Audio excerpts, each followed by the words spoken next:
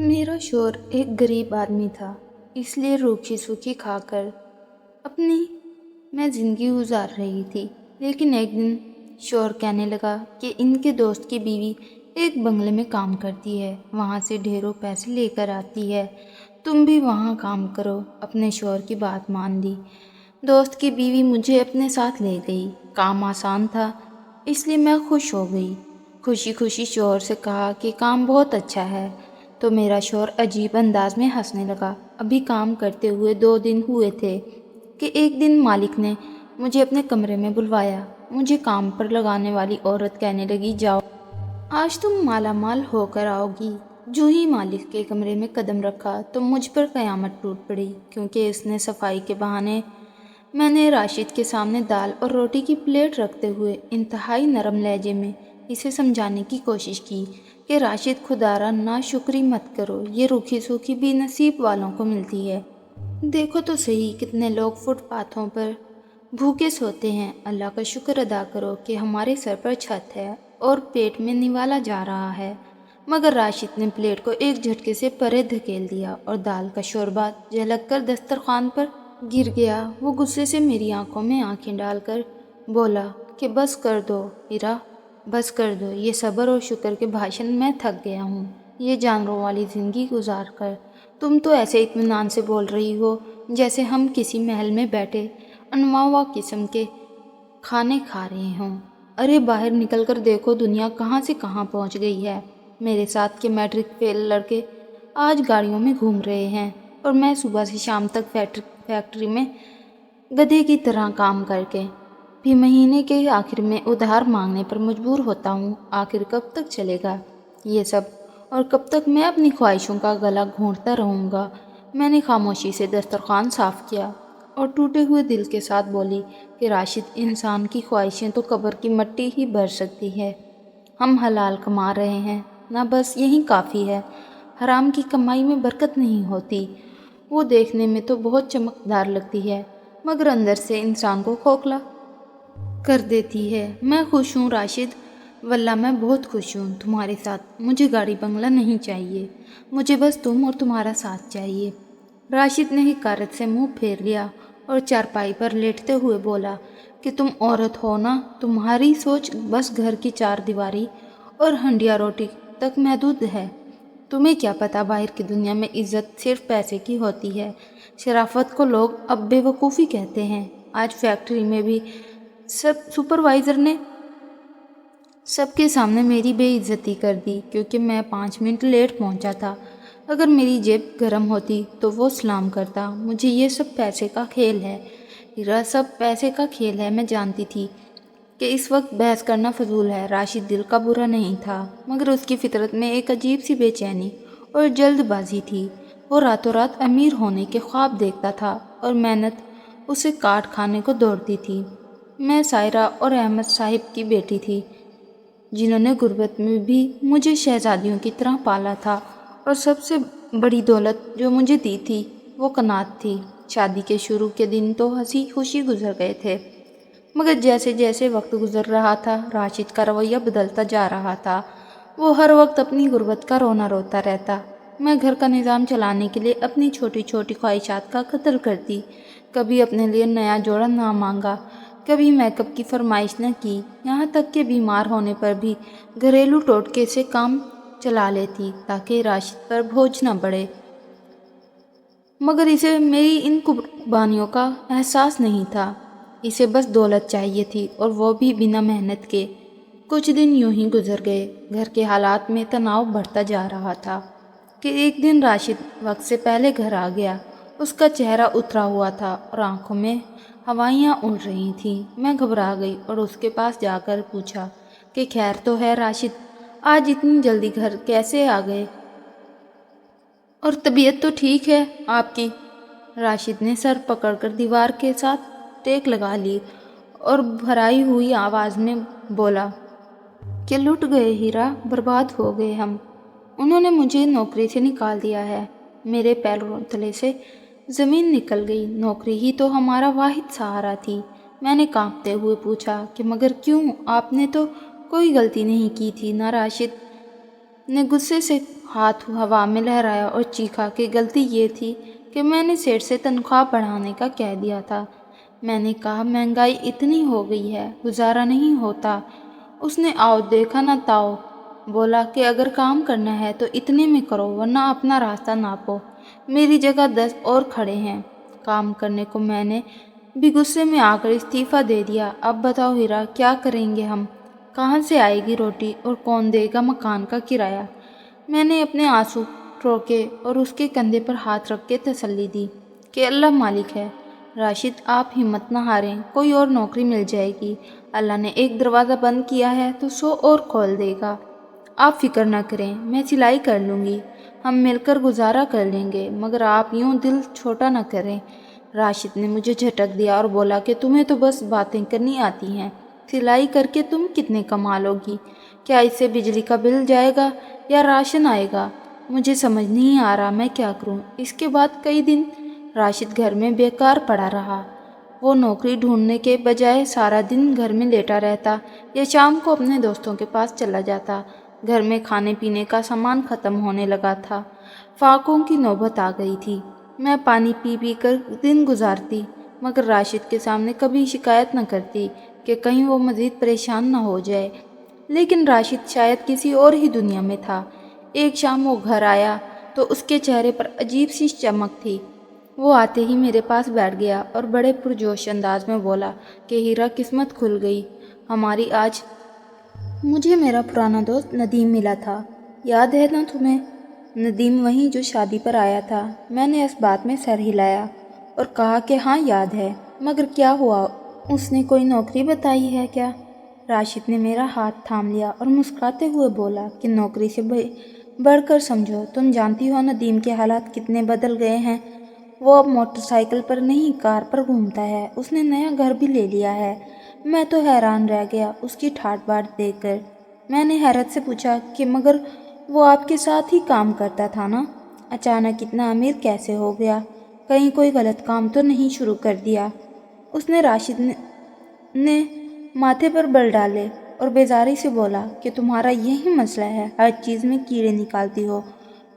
वो गलत काम नहीं कर रहा, बस उसकी बीवी शमीम समझदार निकली। उसने अपने शौहर का हाथ बटाया। वो शहर के एक बहुत बड़े सेठ फकार के बंगले पर काम करती है। कहने को तो काम है, मगर वो राज करती है। वहाँ तनख्वाह इतनी है कि तुम सोच भी नहीं सकती, और ऊपर से खाना पीना कपड़े सब सेठ की तरफ से मिलते हैं। मुझे राशिद की बातों का रुख समझ न आया। मैंने सहमे हुए लहजे में पूछा कि तो इसमें हमारा क्या फ़ायदा है? शमीम काम करती है तो इसका नसीब। राशिद थोड़ा मेरे करीब खिसक कर आया और लहजे में मिठास घोलते हुए बोला कि नदीम कह रहा था कि सेठ वकार को घर की देखभाल के लिए एक और खातून की ज़रूरत है। शमीम अकेली सारा काम नहीं संभाल सकती। उसने कहा है कि अगर हीरा राज़ी हो तो मैं शमीम के साथ बात करके उसे वहाँ लगवा सकता हूँ। हीरा, सोचो, हमारे सारे मसले हल हो जाएंगे। तुम्हें बस वहाँ जाकर निगरानी करनी होगी। काम तो मुलाजिम करते हैं और तनख्वाह इतनी मिलेगी कि हम कुछ ही महीनों में अपने पाँव पर खड़े हो जाएंगे। मैं राशिद की बात सुनकर सख्ते में आ गई। मुझे यकीन नहीं आ रहा था कि मेरा शौहर, जो हमेशा मेरे पर्देदारी और गैरत की बातें करता था, आज खुद मुझे गैर मर्दों के घर काम करने का कह रहा था। मैं एकदम पीछे हटी और सख्ती से बोली कि राशिद, आप होश में तो हैं? आप चाहते हैं कि मैं लोगों के घरों में जाकर झाड़ू पोंछा करूं? मैं भूखी मर जाऊंगी, मगर किसी गैर मर्द के घर कदम नहीं रखूंगी। हमारी इज्जत इतनी सस्ती हो गई है कि अब हम चंद पैसों की खातिर इसे बेच दें। मैंने कभी सोचा भी नहीं था कि आप मुझसे ऐसी बातें करेंगे। राशिद का चेहरा गुस्से से लाल हो गया। वो खड़ा हो गया और चीख कर बोला कि तू और क्या करूं मैं? भीख मांगूं, डाका डालूं? देख रही हो घर के हालात, 2 दिन से चूल्हा नहीं जला। मुझे देखो, मैं बीमार होता जा रहा हूँ टेंशन से, और तुम्हें अपनी इज्जत की पड़ी है। अरे कौन सा मैं तुम्हें किसी गलत जगह भेज रहा हूँ? शमीम भी तो वहाँ काम करती है, वो भी तो किसी की बीवी है। क्या उसकी इज्जत नहीं है? तुम बस अपनी अना की वजह से मुझे मारना चाहती हो। मैं फूट फूट कर रोने लगी और कहा कि राशिद, मैं अना की बात नहीं कर रही। میرا دل نہیں مانتا، مجھے ڈر لگتا ہے ایسے بڑے گھروں میں نے سنا ہے وہاں کے لوگ اچھے نہیں ہوتے، خدارا مجھ پر یہ ظلم نہ کریں۔ راشد نے نرمی کا ناٹک کرتے ہوئے میرے سر پر ہاتھ رکھا اور لاچارگی سے بولا کہ ہیرا میری جان، میں بھی مجبور ہوں، میرا دل بھی خون کے آنسو رو رہا ہے تمہیں یہ کہتے ہوئے، مگر یقین کرو یہ صرف کچھ دن کی بات ہے، جیسے ہی میرے حالات ٹھیک ہوں گے میں تمہیں وہاں سے ہٹا لوں گا۔ تم تو میری بہادر بیوی ہو، کیا تم اپنے شوہر کو یوں سسکتے ہوئے دیکھ سکتی ہو؟ اگر میں مر گیا تو پھر کیا کرو گی؟ اس کی یہ بات میرے دل پر تیر کی طرح لگی، میں اسے مرنے کا کیسے کہہ سکتی تھی؟ میں نے آنسو پونچھے اور اپنی ہچکیاں دباتے ہوئے اس کی طرف دیکھا، اس کی آنکھوں میں امید اور لالچ کی عجیب سی کشمکش تھی۔ میں جانتی تھی کہ میں انکار کروں گی تو گھر میں روز جھگڑے ہوں گے اور راشد اپنی زندگی سے مایوس ہو جائے گا۔ میں ایک بیوی تھی اور ایک بیوی شوہر کی رضا کے آگے آخر کار ہار ہی جاتی ہے۔ میں نے کانپتی ہوئی آواز میں کہا کہ ٹھیک ہے راشد، اگر آپ کی خوشی اسی میں ہے اور اگر آپ کو لگتا ہے کہ اس میں کوئی برائی نہیں تو میں تیار ہوں، مگر وعدہ کریں کہ جیسے ہی آپ کو نوکری ملے گی میں وہ کام چھوڑ دوں گی۔ راشد کی آنکھوں میں جیسے چراغ جل اٹھے۔ اس نے میرا ہاتھ چوم لیا اور خوشی سے بولا کہ مجھے پتا تھا تم میری بات نہیں ٹالو گی، تم فکر نہ کرو ہیرا۔ ندیم بتا رہا تھا سیٹھ وقار بہت شریف آدمی ہے، وہ اپنی بیٹیوں کی طرح عزت کرتے ہیں ملازموں کی، اور شمیم تو ہے ہی تمہارے ساتھ، کل ہی ندیم شمیم کو لے کر آئے گا اور وہ تمہیں اپنے ساتھ لے جائے گی۔ دیکھنا ہیرا، اب ہمارے اچھے دن آنے والے ہیں۔ وہ خوشی سے منصوبے بنانے لگا کہ پہلی تنخواہ سے کیا لائے گا، اور میں خاموشی سے اسے دیکھ رہی تھی۔ میرے دل میں ایک عجیب سا خوف بیٹھ گیا تھا، جیسے کوئی انہونی ہونے والی ہو۔ مجھے نہیں پتا تھا کہ یہ اچھے دن میری زندگی میں کون سا طوفان لانے والے ہیں، مگر شوہر کی محبت اور مجبوری نے میری زبان پر تالا لگا دیا تھا۔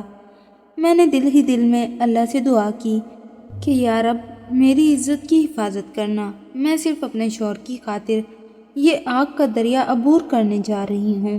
اس رات مجھے نیند نہیں آئی، بس چھت کو گھورتی رہی اور راشد سکون سے سو رہا تھا، جیسے اس کے سر سے بہت بڑا بوجھ اتر گیا ہو۔ اسے خبر ہی نہیں تھی کہ اس نے وہ بوجھ میرے ناتواں کندھوں پر لا دیا ہے۔ اگلی صبح سورج نکلنے سے پہلے ہی میں جاگ گئی تھی، یا شاید ساری رات سو ہی نہیں پائی تھی۔ میرے دل میں عجیب سے وسوسے کلبلاتے رہے تھے کہ میں کیا صحیح کر رہی ہوں، مگر جب راشد کے چہرے پر اطمینان دیکھا تو میں نے اپنے دل کو سمجھا لیا کہ یہ سب میں راشد کی خوشی کے لیے ہی تو کر رہی ہوں۔ ابھی میں ناشتہ بنا رہی تھی کہ دروازے پر دستک ہوئی اور راشد نے دوڑ کر دروازہ کھولا۔ سامنے شمیم کھڑی تھی، جو اتنی بن ٹھن کر آئی تھی جیسے کسی شادی میں جا رہی ہو۔ اس کے چہرے پر میک اپ کی تہیں تھی اور خوشبو سے سارا آنگن مہک رہا تھا۔ راشد اسے دیکھ کر بہت اتفاق سے ملا اور بولا کہ بھابھی آپ کا بہت شکریہ، آپ نے ہمارے سر پر ہاتھ رکھ دیا، ورنہ ہم تو برباد ہو چکے تھے۔ شمیم نے بڑے اسٹائل سے اپنے دوپٹے کو درست کیا اور راشد کی طرف دیکھتے ہوئے بولی کہ ارے راشد بھائی، یہ تو میرا فرض تھا، تم اور ندیم تو بھائیوں کی طرح ہو اور ہیرا اب میری چھوٹی بہن ہے، تم فکر نہ کرو۔ سیٹھ وقار بہت دل کے کھلے آدمی ہیں، ہیرا کی قسمت بدل جائے گی وہاں جا کر، بس اسے کہنا کہ سیٹھ صاحب کی ہر بات مانے اور ان کے مزاج کو سمجھے، کیونکہ بڑے لوگوں کی بڑی باتیں ہوتی ہیں۔ میں باورچی خانے کے دروازے میں کھڑی ان کی باتیں سن رہی تھی۔ شمیم کی نظر مجھ پر پڑی تو وہ میرے پاس آئی اور اوپر سے نیچے تک میرا جائزہ لیتے ہوئے بولی کہ ہیرا تم تیار ہونا، بس یہ پرانے کپڑے مت پہنا کرو، سیٹھ صاحب کو صفائی اور سلیقہ بہت پسند ہے۔ خیر ابھی تو چلو، وہاں جا کر میں تمہیں اپنے کچھ سوٹ دے دوں گی تاکہ تم وہاں کے ماحول میں عجیب نہ لگو۔ میں نے چپ چاپ چادر اوڑھ لی اور راشد کی طرف دیکھا جس کی آنکھوں میں بے پناہ خوشی تھی۔ اس نے مجھے ایسے الوداع کیا جیسے میں کسی جنگ پر نہیں بلکہ خزانہ لینے جا رہی ہوں۔ میں بھاری قدموں کے ساتھ شمیم کے پیچھے چل پڑی۔ راستے بھر شمیم مجھے سیٹھ وقار کی دولت اور سخاوت کے قصے सुनाती रही। उसने बताया कि सेठ वकार अकेले रहते हैं, उनकी बीवी का इंतकाल हो चुका है और बच्चे बैरून मुल्क हैं, इसलिए वो घर में अकेले होते हैं और उन्हें तन्हाई काटने को दौड़ती है, इसलिए वो चाहते हैं कि घर में रौनक रहे। शमीम की बातें सुनकर मेरा दिल मज़ीद डूबने लगा कि एक अकेला मर्द और हम दो औरतें, मगर मैंने अपनी ज़बान बंद रखी क्योंकि अब वापसी का कोई रास्ता नहीं था। कुछ देर बाद हम शहर के इस पोश इलाके में पहुंच गए जहां बड़ी बड़ी कोठियां और बंगले थे। आखिरकार एक आलीशान बंगले के सामने रिक्शा रुक गया। वो घर क्या था? एक महल था जिसका गेट ही हमारे पूरे घर से बड़ा था। गेट पर खड़े चौकीदार ने शमीम को देखते ही गेट खोल दिया जैसे वो इस घर की मालकिन हो। हम अंदर दाखिल हुए तो सामने वसी लॉन था जिसमें तरह तरह के फूल खिले थे, मगर मुझे उन फूलों में कोई कशिश महसूस नहीं हुई, बल्कि एक अजीब सी वीरानी का एहसास हुआ। शमीम मुझे लेकर अंदर दाखिल हुई तो घर की आराइश देखकर मेरी आंखें खुली की खुली रह गईं। मखमली कालीन, कीमती फानूस और दीवारों पर लगी पेंटिंग्स, सब कुछ ख्वाब जैसा था। अब भी मैं ये सब देख ही रही थी कि सीढ़ियों से एक भारी कदमों की आवाज़ आई और मैंने नज़र उठाकर देखा तो एक अधेड़ उम्र शख्स नीचे उतर रहा था। वो सेठ वकार था जिसकी शख्सियत में एक अजीब सा रौब था और दबदबा था, मगर उनकी आंखों में जो तासुर था वो मुझे समझ नहीं आया। वो सीधा शमीम के पास आए और उसे देखकर मुस्कुराए। शमीम ने फ़ौरन मेरा तारुफ करवाया कि सर, ये हीरा है, मेरे देवर की बीवी है, बहुत ज़रूरतमंद है और काम की बहुत पक्की है, आपको शिकायत का मौका नहीं देगी। सेठ वकार ने एक गहरी नज़र मुझ पर डाली और उनकी वो नज़र मुझे अपने जिस्म में पेवस्त होती हुई महसूस हुई। मैंने घबराकर नज़रें झुका लीं। सेठ वकार ने भारी आवाज़ में कहा कि ठीक है शमीम, तुम जानो और तुम्हारा काम, मुझे बस सुकून चाहिए और घर साफ़ सुथरा चाहिए। अगर ये काम करेगी तो मैं इसे खुश कर दूंगा। पहला दिन गुजर गया और मुझे हैरत हुई कि काम इतना भी मुश्किल नहीं था जितना मैं सोच रही थी। दरअसल काम था ही नहीं। घर में पहले से 2 मुलाजिम मौजूद थे जो सफाई और खाना पकाने का काम करते थे। मुझे और शमीम को बस निगरानी करनी थी या कभी कभार सेठ वकार को चाय पानी देना होता था। मैं सारा दिन एक कोने में सिमटी बैठी रही और अल्लाह से खैर की दुआ करती रही। शाम को जब छुट्टी हुई तो सेठ वकार ने शमीम के हाथ मेरे लिए कुछ पैसे भिजवाए और कहा कि ये इसकी आने जाने का किराया है। मैंने वो पैसे लिए और घर की तरफ भागी। घर पहुंचकर जब मैंने राशिद को बताया कि काम बहुत आसान है और वहाँ तो करने को कुछ खास है ही नहीं, तो राशिद एक अजीब अंदाज में हंस दिया। उसकी हंसी में एक अजीब सी लाचारी और तंज था जिसे मैं उस वक्त समझ ना सकी। उसने पैसे मेरे हाथ से नहीं लिए बल्कि नज़रें झुकाकर बोला कि रख लो हीरा, ये तुम्हारी मेहनत है, बस वहाँ टिक कर काम करना और सेठ साहिब को नाराज़ मत करना। मुझे राशिद का रवैया कुछ बदला बदला सा लगा, जैसे वो मुझसे नज़रें चुराने की कोशिश कर रहा हो। मैंने पूछा कि राशिद, आप खुश नहीं हैं क्या? देखें काम कितना आसान है और पैसे भी मिल गए हैं।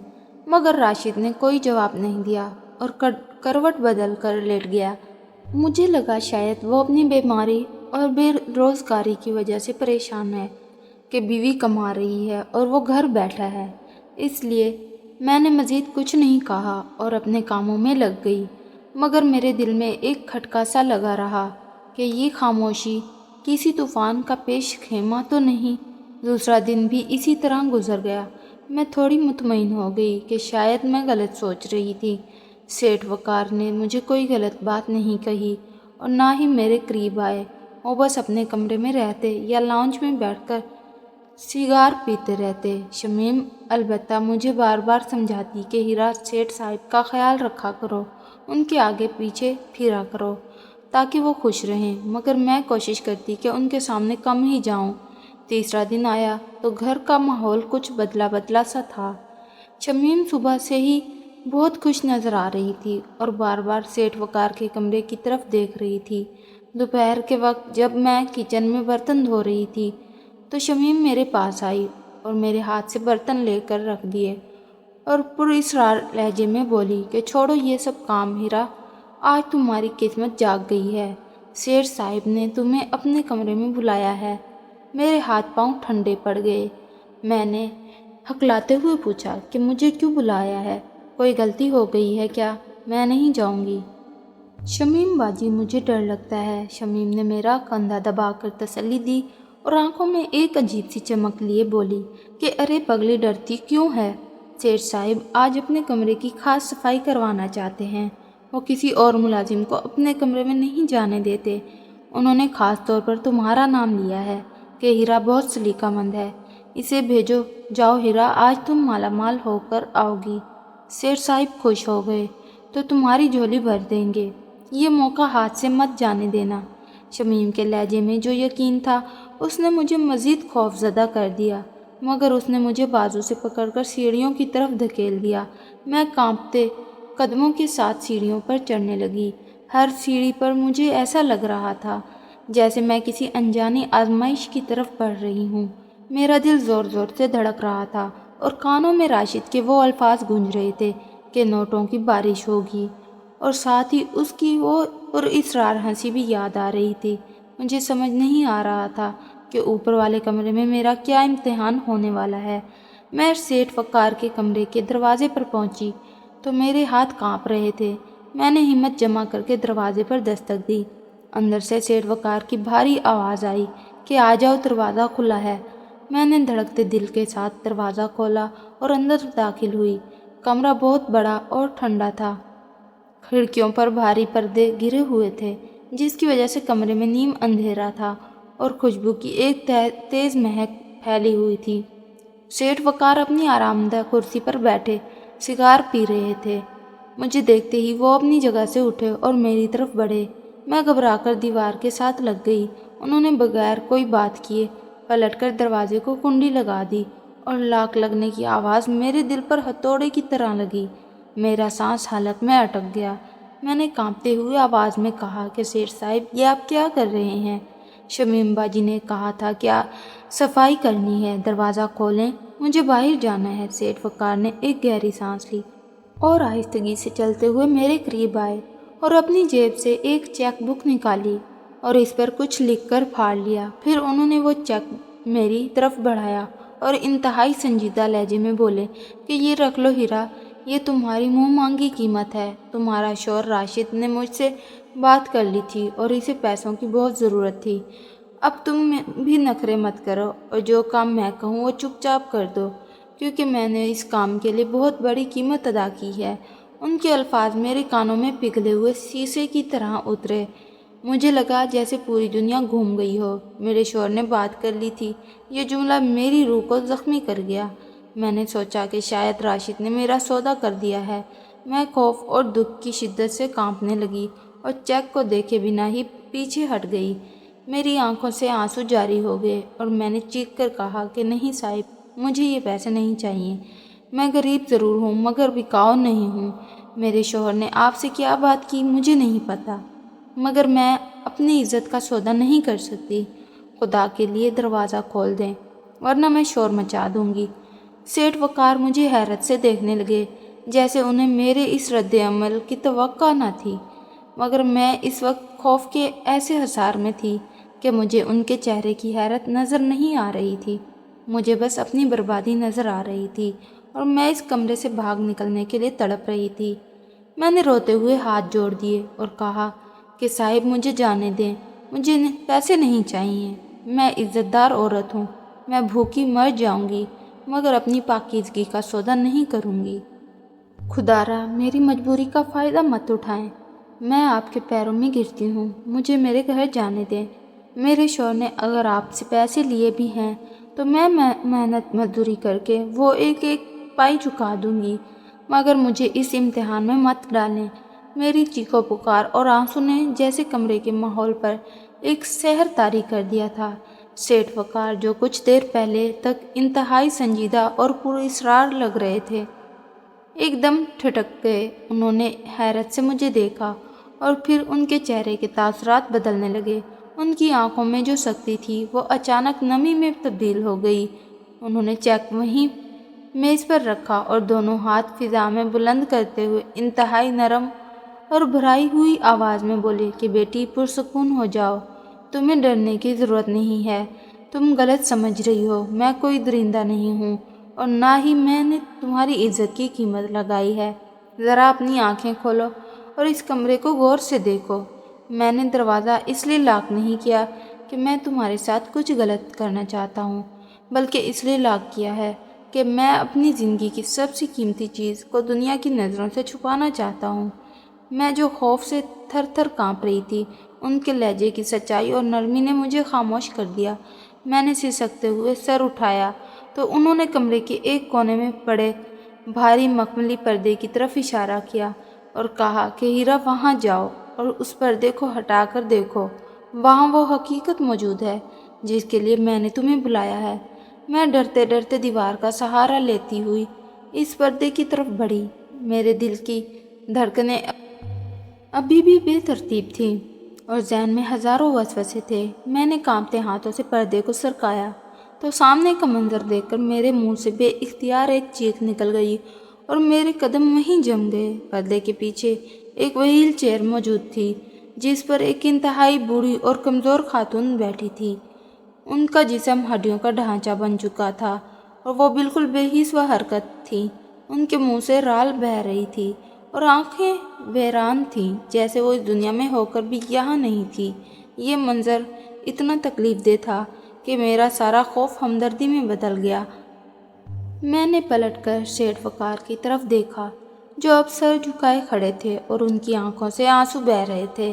سیٹھ وقار نے اپنی جیب سے رومال نکال کر آنکھیں صاف کیں اور میرے قریب آ کر دکھی لہجے میں بولے کہ ہیرا، یہ میری ماں ہے، یہ میری کل کائنات ہیں، پچھلے 2 سال سے یہ کوما میں ہیں۔ فالج نے ان کے پورے جسم کو ناکارہ بنا دیا ہے، نہ یہ بول سکتی ہیں، نہ ہل سکتی ہیں اور نہ ہی بتا سکتی ہیں کہ انہیں بھوک لگی ہے یا پیاس۔ ڈاکٹروں نے جواب دے دیا ہے مگر میں ہار نہیں مان سکتا۔ انہوں نے ایک گہری آہ بھری اور ویل چیئر کے پاس جا کر اپنی ماں کے بالوں پر ہاتھ پھیرتے ہوئے بولے کہ اس گھر میں بہت سے ملازم ہیں ہیرا، مگر کوئی بھی میری ماں کو دل سے نہیں سنبھالتا۔ سب انہیں بوجھ سمجھتے ہیں، ان کی حالت دیکھ کر نفرت کرتے ہیں۔ میں نے کئی نرسیں رکھیں مگر وہ میری ماں کو ڈانٹتی تھیں، انہیں گندے کپڑوں میں چھوڑ دیتی تھیں۔ میں نے دروازہ اس لیے لاک کیا تھا کہ میرے گھر کے باقی ملازم میری ماں کو پاگل سمجھتے ہیں اور میں نہیں چاہتا کہ کوئی میری ماں کی بے بسی کا تماشا دیکھے۔ میں نے شمیم سے کہا تھا کہ مجھے کوئی ایسی عورت چاہیے جس کے دل میں خدا کا خوف ہو، جو میری ماں کو بوجھ نہیں بلکہ اپنی ماں سمجھ کر سنبھالے۔ پھر وہ میری طرف مڑے اور بولے کہ میں نے تمہیں جو چیک دیا اور جو راشد کو ایڈوانس دیا وہ تمہاری عزت کی قیمت نہیں تھی بیٹی، بلکہ وہ ایک ماں کی ممتا کی قیمت تھی۔ میں چاہتا تھا کہ تم پیسوں کی فکر سے آزاد ہو جاؤ اور سارا دھیان میری ماں پر دو، مگر شاید میرے انداز نے تمہیں ڈرا دیا۔ مجھے معاف کر دو، میں ایک مجبور بیٹا ہوں جو اپنی ماں کی تکلیف نہیں دیکھ سکتا۔ سیٹھ وقار کی باتیں سن کر میرے پیروں تلے سے زمین نکل گئی، لیکن اس بار خوف کی وجہ سے نہیں بلکہ اپنی بدگمانی اور چھوٹی سوچ کی وجہ سے۔ مجھے اپنے آپ پر اور راشد پر شدید غصہ آیا کہ ہم نے ایک مجبور بیٹے کی محبت کو کیا سمجھ لیا تھا۔ سیٹھ وقار ایک انتہائی شریف اور فرشتہ صفت انسان نکلے۔ میرا دل پسیج گیا اور میں آگے بڑھ کر بوڑھی ماں کے قدموں میں بیٹھ گئی۔ میں نے ان کے ٹھنڈے ہاتھ اپنے ہاتھوں میں لیے اور سیٹھ صاحب کی طرف دیکھتے ہوئے کہا کہ صاحب مجھے معاف کر دیں، میں بہت ڈر گئی تھی۔ مجھے لگا کہ شاید غریب کی عزت ہر جگہ نیلام ہوتی ہے، مگر آپ نے تو مجھے شرمندہ کر دیا۔ آپ فکر نہ کریں، آج سے یہ میری ماں ہے، میں ان کی خدمت ایسے کروں گی جیسے کوئی اپنی سگی ماں کی کرتا ہے۔ سیٹھ وقار کے چہرے پر اطمینان کی ایک لہر دوڑ گئی۔ انہوں نے وہ چیک دوبارہ میری طرف بڑھایا اور کہا کہ رکھ لو بیٹی، یہ تمہارا حق ہے، یہ تمہارے شوہر کے علاج اور گھر کے راشن کے لیے ہے۔ راشد نے مجھ سے ایڈوانس مانگا تھا کیونکہ وہ بہت پریشان تھا، اس لیے مجھے بتایا تھا کہ تم بہت نیک ہو اور مجھے یقین ہے کہ تم میری امید نہیں توڑو گی۔ میں نے وہ چیک کانپتے ہاتھوں سے تھام لیا۔ اس کاغذ کے ٹکڑے میں اب مجھے ذلت نہیں بلکہ اللہ کی مدد نظر آ رہی تھی۔ میں نے اسی وقت اس بوڑھی ماں کا منہ صاف کیا، ان کے کپڑے درست کیے اور انہیں پانی پلایا۔ سیٹھ وقار مجھے کام کرتا دیکھ کر کمرے سے باہر نکل گئے تاکہ میں سکون سے اپنا کام کر سکوں۔ اس دن میں نے دل و جان سے اس ماں کی خدمت کی، اور جب شام کو گھر جانے کا وقت ہوا تو میرا دل عجیب سے سکون اور بوجھ دونوں کیفیتوں میں مبتلا تھا۔ سکون اس بات کا کہ میری عزت محفوظ تھی، اور بوجھ اس بات کا کہ راشد نے مجھ سے پوری بات کیوں نہیں کی تھی، اس نے مجھے اندھیرے میں کیوں رکھا۔ شام کے سائے گہرے ہو رہے تھے جب میں گھر کے لیے نکلی۔ میرے ہاتھ میں وہ چیک تھا جو ہماری ساری پریشانیوں کا حل تھا، مگر میرے ذہن میں راشد کی وہ عجیب سی ہنسی اور اس کا رویہ کھٹک رہا تھا۔ میں سوچ رہی تھی کہ کیا راشد کو معلوم تھا کہ وہاں کیا کام ہے، یا اس نے بھی بس پیسوں کی خاطر مجھے وہاں بھیج دیا تھا۔ یہ سوال مجھے اندر ہی اندر کھائے جا رہا تھا۔ جب میں اپنے محلے میں پہنچی تو میرے قدم خود بخود تیز ہو گئے۔ گلی کے موڑ پر پہنچ کر میں نے دیکھا کہ ہمارے گھر کا دروازہ کھلا ہے اور راشد دروازے کی چوکھٹ پر سر جھکائے بیٹھا ہے۔ اس کا انداز ایسا تھا جیسے کوئی شکست خوردہ انسان ہو۔ میں تیز قدموں سے چلتی ہوئی اس کے قریب پہنچی تو دیکھا کہ وہ رو رہا تھا۔ اس کے کندھے بری طرح ہل رہے تھے اور آنسو اس کے گھٹنوں پر گر رہے تھے۔ مجھے دیکھتے ہی وہ چونکا اور ایک دم کھڑا ہو گیا۔ اس کی آنکھوں میں سرخ ڈورے تھے اور چہرہ سجا ہوا تھا جیسے وہ گھنٹوں سے رو رہا ہو۔ وہ دوڑ کر میرے پاس آیا اور دیوانوں کی طرح میرا جائزہ لینے لگا۔ اس نے میرے کندھوں کو پکڑ کر ہلایا اور بھرائی ہوئی آواز میں پوچھا کہ ہیرا تم ٹھیک ہو تو ہو؟ تم زندہ تو ہو نا؟ انہوں نے کچھ کہا تو نہیں؟ مجھے معاف کر دو ہیرا، مجھے معاف کر دو، میں نے بہت بڑی غلطی کر دی۔ میں حیران تھی کہ اسے کیا ہوا ہے۔ وہ تو صبح بہت خوش تھا، نوٹوں کی بارش کے خواب دیکھ رہا تھا، اب اچانک سے کیا ہو گیا؟ میں نے اسے سہارا دے کر واپس چوکھٹ پر بٹھایا اور پریشانی سے پوچھا کہ راشد کیا ہوا ہے؟ آپ کیوں رو رہے ہیں اور یہ کیسی باتیں کر رہے ہیں؟ میں بالکل ٹھیک ہوں، مجھے کچھ نہیں ہوا۔ راشد نے میرا ہاتھ مضبوطی سے تھام لیا جیسے اسے ڈر ہو کہ میں غائب ہو جاؤں گی۔ وہ پھوٹ پھوٹ کر رونے لگا اور سسکیاں لیتے ہوئے بولا کہ ہیرا، جب تم صبح گھر سے گئی تو تھوڑی دیر بعد ہی میرا ضمیر مجھے ملامت کرنے لگا۔ مجھے لگا کہ میں نے اپنی غیرت کا سودا کر دیا ہے۔ میں نے پیسوں کی لالچ میں اپنی بیوی کو ایک غیر مرد کے گھر بھیج دیا۔ مجھے ندیم کی باتوں پر اندھا یقین نہیں کرنا چاہیے تھا۔ میرے ذہن میں وسوسے آنے لگے کہ بڑے گھروں کے لوگ غریبوں کی عزت سے کھیلتے ہیں۔ میں سارا دن اسی خوف میں تھا کہ کہیں سیٹھ وقار تمہارے ساتھ کوئی زیادتی نہ کر دے۔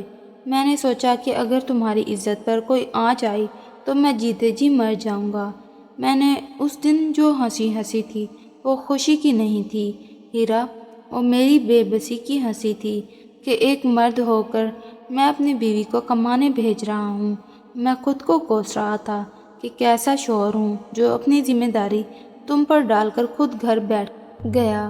میں تو خودکشی کرنے والا تھا ہیرا، مجھے لگا میں نے تمہیں کھو دیا ہے۔ اس کی باتیں سن کر میری آنکھوں میں بھی آنسو آ گئے۔ مجھے احساس ہوا کہ میرا شوہر برا نہیں ہے، بس حالات نے اسے توڑ دیا تھا۔ اس کی محبت اور غیرت ابھی بھی زندہ تھی، بس غربت کی گرد میں چھپ گئی تھی۔ میں نے اپنا دوپٹہ اس کے آنسو پونچھنے کے لیے استعمال کیا اور نرمی سے بولی کہ راشد، آپ کو خودکشی کرنے کی ضرورت نہیں ہے اور نہ ہی آپ نے کوئی غلط فیصلہ کیا تھا۔ اللہ نے ہماری مدد کر دی ہے۔ آپ جانتے ہیں وہاں کیا ہوا تھا؟ میں نے راشد کو سیٹھ وقار اور ان کی بیمار ماں کی پوری حقیقت بتائی۔ میں نے اسے بتایا کہ سیٹھ وقار فرشتے جیسے انسان ہیں اور وہ صرف اپنی ماں کی خدمت کروانا چاہتے ہیں۔ میں نے اپنی جیب سے وہ چیک نکال کر اس کے ہاتھ میں رکھا اور کہا، یہ دیکھیں، یہ انہوں نے آپ کے علاج اور گھر کے راشن کے لیے دیا ہے۔ وہ تو آپ کو بھی نوکری دینے کا سوچ رہے ہیں۔ راشد میری باتیں سن کر سکتے میں آ گیا۔ اسے یقین نہیں آ رہا تھا کہ جسے وہ اپنی غلطی سمجھ رہا تھا وہ اللہ کی طرف سے انعام بن گئی تھی۔ وہ چیک دیکھ کر اس نے اسے آنکھوں سے لگا لیا اور وہیں سجدے میں گر گیا۔ وہ زمین پر ماتھا ٹیک کر بلند آواز میں اللہ کا شکر ادا کرنے لگا کہ یا اللہ تیرا شکر ہے، تو نے میری لاج رکھ لی، تو نے میری بیوی کی عزت بھی بچائی اور ہماری مدد بھی کی۔ میں تیرا گناہ گار بندہ ہوں، مجھے معاف کر دے۔ اس نے سجدے سے سر اٹھایا تو اس کا چہرہ آنسوؤں اور مٹی سے اٹا ہوا تھا، مگر اس پر ایک عجیب سا نور اور سکون تھا۔ اس نے میرے ہاتھ تھامے اور انتہائی عاجزی سے بولا کہ ہیرا، مجھے معاف کر دو، میری غربت نے میری سوچ کو چھوٹا کر دیا تھا۔ میں نے تم پر اور اللہ کی مدد پر بھروسہ کرنے کی بجائے تمہیں مشکل میں ڈالا۔ میں وعدہ کرتا ہوں ہیرا، آج کے بعد میں کبھی حرام کی طرف نہیں دیکھوں گا، چاہے پتھر توڑنے پڑے میں خود کماؤں گا۔